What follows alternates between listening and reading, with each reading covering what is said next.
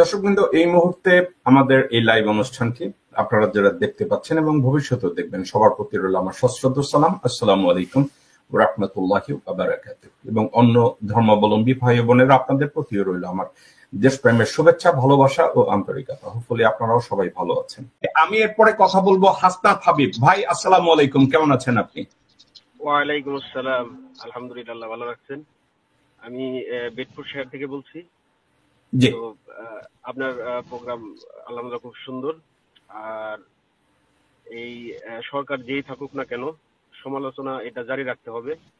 আমাদের কেউ না কেউ জিনিসগুলি অবশ্যই জারি রাখতে হবে। আর আমি মনে করি যে আমাদেরকে বিগত সময়ে ভুল বোঝানো হয়েছে। সেক্ষেত্রে যে আমাদের পার্শ্ববর্তী যে দেশটা আছে, এটাকে শত্রু মনে করে আমাদের সমস্ত ডিল করতে হবে। এটা আমার মেসেজ। আরেকটা মেসেজ হলো, মার্কিন যুক্তরাষ্ট্রকে ব্যতীত বাংলাদেশের সামনে আগানো একটা অসম্ভব ব্যাপার। যারা এটা ভাবেন তারা বোকার স্বর্গে বাস করছে। আমরা সবসময় ভারতের সাথে একটা জিনিস আলোচনা করি যে ভারত আমাদের কাছ থেকে কত নিয়ে যায়, ওদের কাছ থেকে আমরা কত আনি। সহজ বাংলায় বোঝানোর জন্য বলতেছে। সেক্ষেত্রে আপনি যদি যুক্তরাষ্ট্রের সাথে চিন্তা করেন, যুক্তরাষ্ট্র থেকে আমাদের দেশে কত আসে বিভিন্ন সোর্সে, আর আমাদের দেশ থেকে যুক্তরাষ্ট্র কতটুকু পায়, সেটা কিন্তু আমাদের মাথায় রাখতে হবে। আমি আপনার সাথে একমত।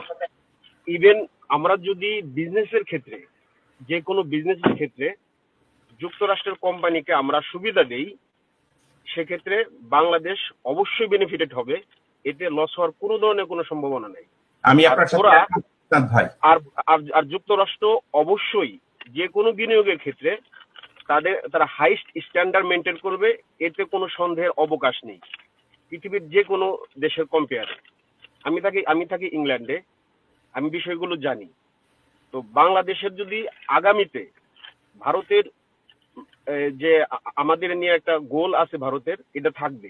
ভারত আমাদের কখনো বন্ধু রাষ্ট্র হবে, এটা যারা ভাবেন তারা বোকার সঙ্গে বাস করছে 100%।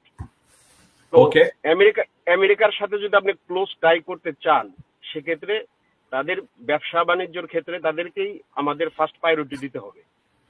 তাদের কোম্পানিগুলো যেন আমাদের দেশে আসে এবং তাদের বিজনেস ডেভেলপ করে আমাদের বাংলাদেশে, সেই সুবিধাটা যুক্তরাষ্ট্রকে আমাদের করে দিতে হবে। এতটুকুই। হাসান ভাই, আপনার কথাটা অত্যন্ত মূল্যবান এবং ভবিষ্যতে আপনি আমার সাথে লাইভে এসে এভাবেই আবার কথা বলেন এই বিষয়টা নিয়ে, যে আমেরিকা বা ইউরোপকে বাদ দিয়ে বাংলাদেশের ডেভেলপমেন্ট করা সম্ভব না, ভারতকে দিয়ে বাংলাদেশের কোনো ডেভেলপমেন্ট সম্ভবই না। আর একটা বিষয় যেটা একটা হলো যে আমি বুঝলাম না ভারত কবে থেকে যে পেট্রোলিয়ামের ওরা মানে উৎপাদক হলো। হ্যাঁ, বাংলাদেশে 1.3 টন নাকি মানে পেট্রোলিয়াম দিতে যাচ্ছে। ওরা কবে থেকে পেট্রোলিয়াম উত্তোলন করতেছে আমার জানা নাই। তো এতদিন তো আওয়ামী লীগের ঘাড়ে সওয়ার হয়েছিল, তো এখন দেখা যাইতেছে পর্যায়ক্রমে এই সরকারের ঘাড়েও সওয়ার হওয়ার মানে প্ল্যান করতেছে। এখন কোশ্চেন হলো যে ভারত আগামীতে কার ঘাড়ে সওয়ার হবে, এটা আমাদের একটা কনসার্নের জায়গা। তো ভারতকে কখনোই ঘাড়ে সওয়ার হতে দেওয়া যাবে না। আমি আপনার সাথে একমত হাসনাত ভাই। ওই প্রজেক্টটা নিয়েও কেন আমাদের পররাষ্ট্রমন্ত্রী চায়না গেল কিন্তু ওই কেন তিস্তা প্রজেক্টটা ডিল সাইন করলো না এখনো?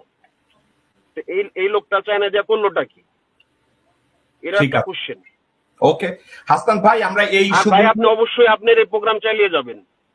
আপনি কিছু লোকের উল্টাপাল্টা মন্তব্যের কারণে কখনোই মনোক্ষুণ্ণ হবেন না।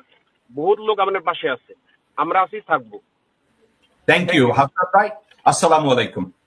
আগামীকালকের দেখা হবে এই শোতে, এবং তার পরবর্তী দিন আমার সাথে আপনাদের দেখা হবে বাংলাদেশ সময় রাত 11টার সময়।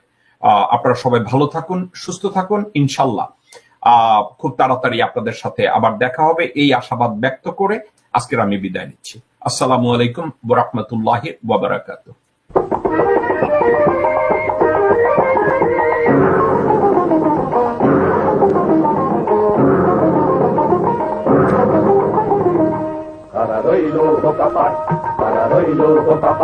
ভেঙে ফেল কর রেল পাট রক্ত জামার শিকল পুজোর ভাষণ বেদি ওরে ও তরুণ নিশান, ওরে ও তরুণ নিশান, বাজা তোর গলায় বিশাল ধ্বংস নিশান।